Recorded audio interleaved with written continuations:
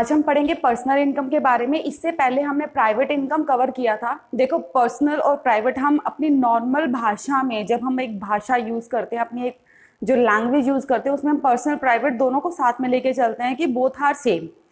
But जब हम conceptual basis पे आते हैं तो पर्सनल और प्राइवेट दोनों का मतलब अलग है।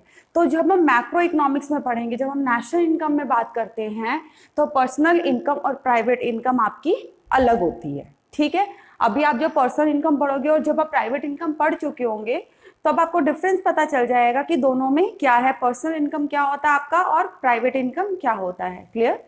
अब देखो, personal income is the total income received by the individuals of a country from all sources before direct taxes in 1 year.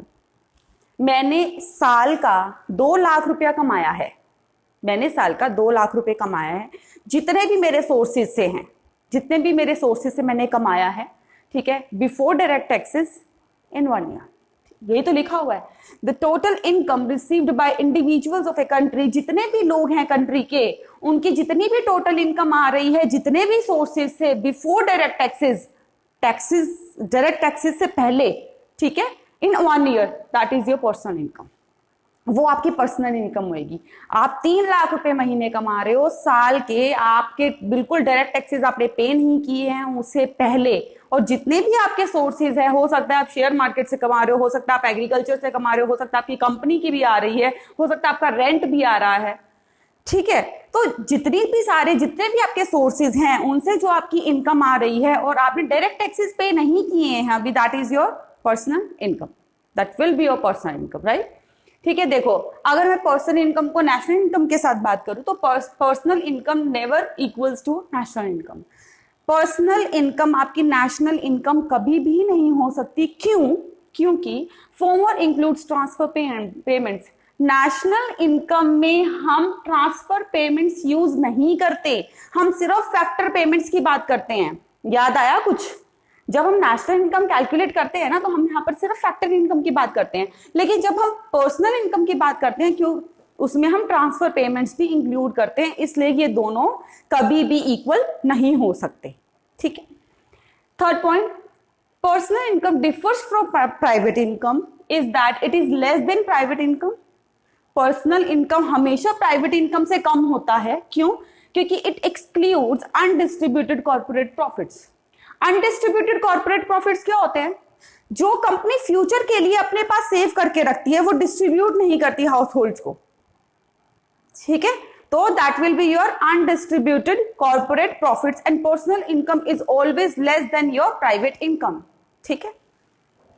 अच्छा, अब देखो, मेरी बात सुनो, अभी पर्सनल इनकम का दिया हुआ है, जब हमने पर्सनल इनकम कैलकुलेट करनी हो ना, ठीक है, तो हम कैसे कैलकुलेट करेंगे? Suppose you have given national income, आपको नेशनल इनकम दिया हुआ है, उसके अंदर से आप अनडिस्ट्रीब्यूटेड कॉर्पोरेट प्रॉफिट्स माइनस करोगे, आप अपने प्रॉफिट टैक्सेस माइनस करोगे, आपकी जितनी भी सोशल सिक्योरिटी कॉन्ट्रीब्यूशंस हुई हैं वो भी आप माइनस करोगे, प्लस ट्रांसफर पेमेंट्स प्लस करोगे and interest on public debt, ये आप प्लस करोगे। आपका ट्रांसफर पेमेंट्स और interest on national public debt आपका प्लस होगा, और undistributed corporate profits, profit taxes और सोशल सिक्योरिटी कंट्रीब्यूशन आपका माइनस होगा आपकी नेशनल इनकम से, तो आपका पर्सनल इनकम निकल जाएगा। ठीक है, देखो, बेसिकली क्या है कि नेशनल इनकम में आपको समझने की जरूरत है कि ये टर्म आपको क्या कह रही है। आपको टर्म वाइज चलना है कि इसकी जो, अगर प्राइवेट इनकम आप पढ़ रहे हो तो इसका मतलब क्या है, इसमें क्या क्या प्लस होगा और क्या क्या माइनस होगा, क्या क्या हमने इंक्लूड करना और क्या क्या हमने एक्सक्लूड करना है, आपको सिर्फ ये पता होना चाहिए। क्वेश्चन में आपको कुछ भी गिवन हो सकता है, उस क्वेश्चन के अकॉर्डिंग आपने कैलकुलेशन करनी है। हो सकता है आपको 2 चीजें ना दी हुई हो सकता है आपको ये ना दिया हो सकता है आपको ये तीनों चीजें दी हुई हो। अगर आपको सिर्फ ये पता है और आपने क्रैम कर लिया, तो आप इससे तो नहीं निकाल सकते ना अपना प्राइवेट और पर्सनल, ठीक है। तो मैं वही चीज कह रही हूं, नेशनल इनकम की जो टर्म्स हैं वो सिर्फ आपको समझनी है, आपको ये पता होना चाहिए कि इसके अंदर क्या इंक्लूड होना है, क्या एक्सक्लूड होना है, ठीक है। अब देखो, जब हम प्राइवेट और पर्सनल इनकम की बात करते हैं, दोनों का मतलब आपको अब समझ नहीं आ जाएगा। Income which is received by private sector from all sources, जो आपका प्राइवेट सेक्टर होता है ना, वहां पर हम प्राइवेट इनकम की बात करते हैं। कि जितने भी सोर्सेज हैं वहां से प्राइवेट सेक्टर को कितना इनकम रिसीव हो रहा है, that is your private income. और पर्सनल इनकम में हाउस होल्ड इंडिविजुअल्स की बात आती है, हमारे जैसे लोगों की बात आती है कि हमारे कितने सोर्सेज हैं इनकम के, इससे जो हमें इनकम रिसीव हो रही है that will be your personal income. ठीक है, now it is a broader concept. क्यों? प्राइवेट इनकम इंक्लूड करता है पर्सनल इनकम को, इसलिए ये ब्रॉड कॉन्सेप्ट है। और ये नैरो कॉन्सेप्ट इसलिए है क्योंकि प्राइवेट इनकम का पार्ट है पर्सनल इनकम।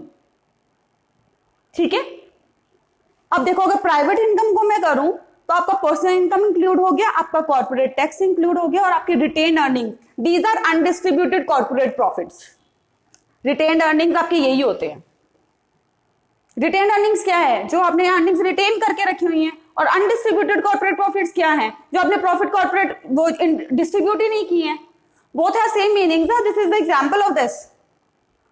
ठीक है, तो आपका प्राइवेट इनकम क्या आ गया? आपका personal income plus corporate tax plus retained earnings.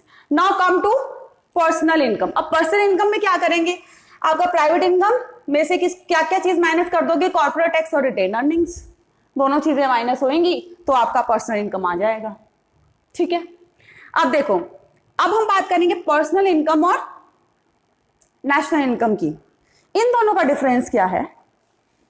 अभी आपको ये पता चल गया पर्सनल और प्राइवेट। अब देखो, ये देखो, national income is very different concept to personal income.